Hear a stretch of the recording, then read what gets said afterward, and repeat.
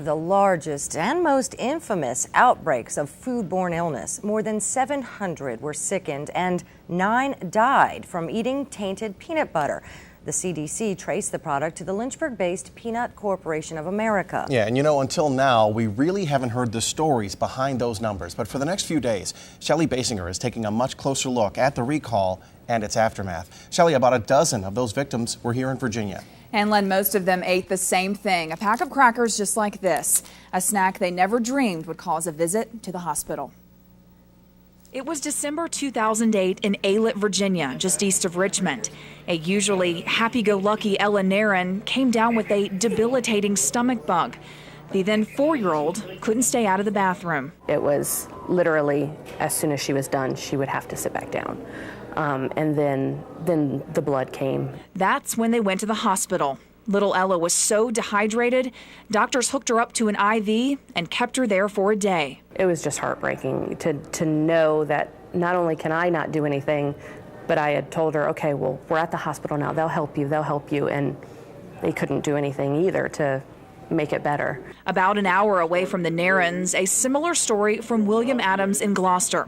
He was at work as a contractor when the symptoms started. A few days later, he also ended up at the ER. I started running real high temperatures, cold chills, muscle cramps. Just seemed like it hurt all over.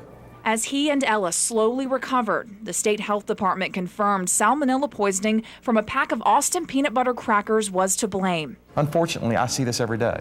I see new outbreaks every day. Attorney Ron Simon made the trip from Houston to meet with his Virginia clients as they told their stories, because he says this is a topic not getting the attention it needs. It's very serious, and it's even in this day and age, it's underpublicized. There are over 5,000 foodborne confirmed deaths every year in the United States. That averages out to about 14 food-related deaths every day. The number sickened, 76 million every year. And the process doesn't stop. And the only way to make companies stop their behavior is to put them in jail or make them pay money. But Deanna will tell you even justice or a settlement check can't replace the trust she's lost as a mother. What do I feed her? What is safe? It's sad that you can't just open up a package of something that she likes and give it to her and her be safe. Well, both little Ella and William were homesick for about 2 full weeks after their hospital visit. While they managed to make a full recovery, 9 people did not. And we were able to track down the families of 2 victims who died from eating tainted peanut butter. Hear their stories tomorrow at 6. Peanut butter is a staple in nursing homes and hospitals because it's high in protein and ideal for the sick and the elderly.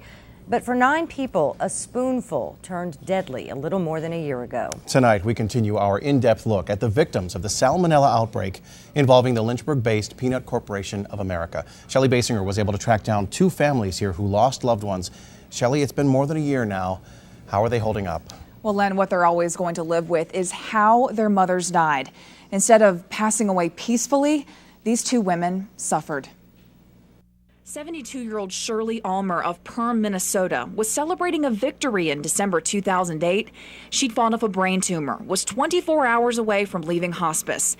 But very quickly, things changed. My sister called me Sunday morning and said, "You better get up here, it's really bad."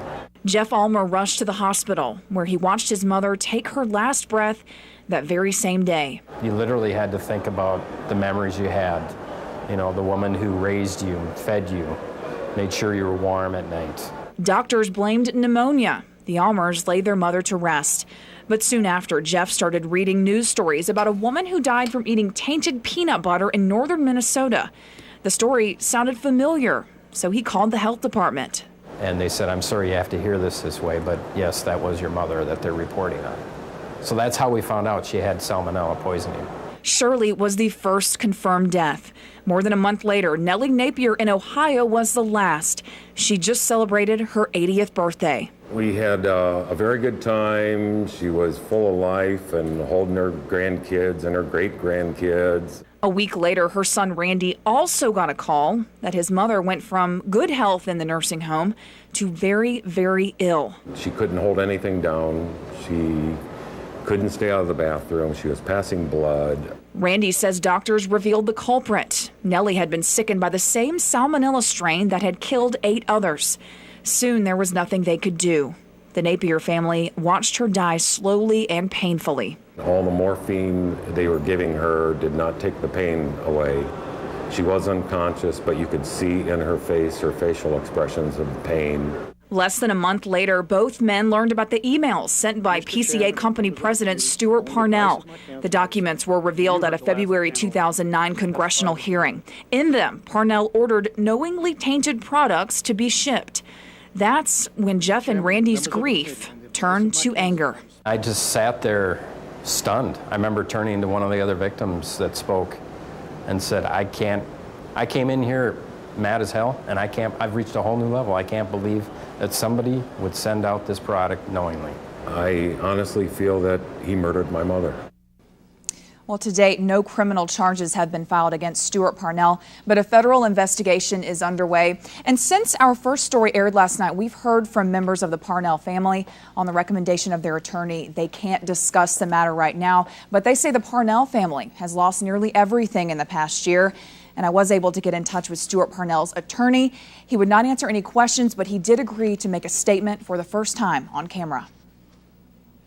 We've been in the case a couple months investigating it, and it appears that a lot of the things in the public media are just simply wrong. And of course, Mr. Parnell hadn't had his day yet to see his side of the story, but I think when it all comes out that it's not as it appears in the media now.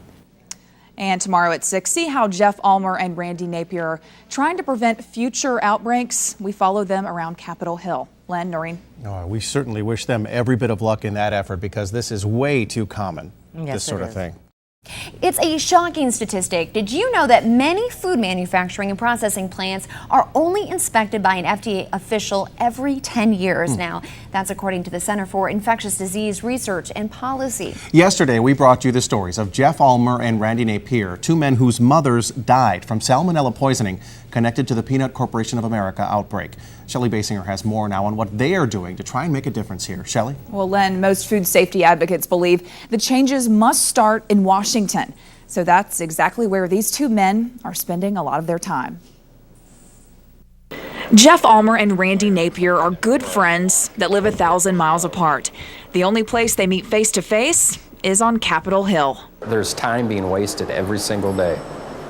And I can't believe it's here. It's over a year later, and I'm still making these types of trips. Since the death of their mothers, Shirley Ulmer and Nellie Napier, walking the halls of the U.S. House and Senate offices has become familiar, but not necessarily routine. You've done this over and over again. Yes. Does it get easier to tell your story each time? The nervousness is less, but every time we tell the story, the feelings come back. The 2 spend hours talking with multiple lawmakers as spokesmen for a public health organization called STOP, or Safe Tables, Our Priority. The Peanut Corporation of America situation is one that just really shows in no uncertain terms how wrong things can go. STOP is pushing for a bill that will require more involvement from the FDA when it comes to plant inspections. The legislation also calls for food companies to have a safety plan in place, so that they will be able to know what are they dealing with, what kind of contamination could take place, where could this take place, and what can we do to prevent it. But they'll need lawmakers to pass it first, and that's where Randy and Jeff come in, telling our country's decision makers over and over again about Shirley and Nellie. It's a very long process. It's very tedious, but we've also learned that squeaky wheel gets the grease. Now, if a lawmaker has any problem with this legislation, it's usually because of what it would cost. But FDA statistics show that foodborne illnesses cost the U.S. about $152 billion each year. Now, if you want to learn more, we have a link to STOP's website on ours. That's WSET.com. And they even have a way you can sign up to receive an email alert every time there's a food recall. Live in the Lynchburg studio, Shelley Basinger, ABC 13 News.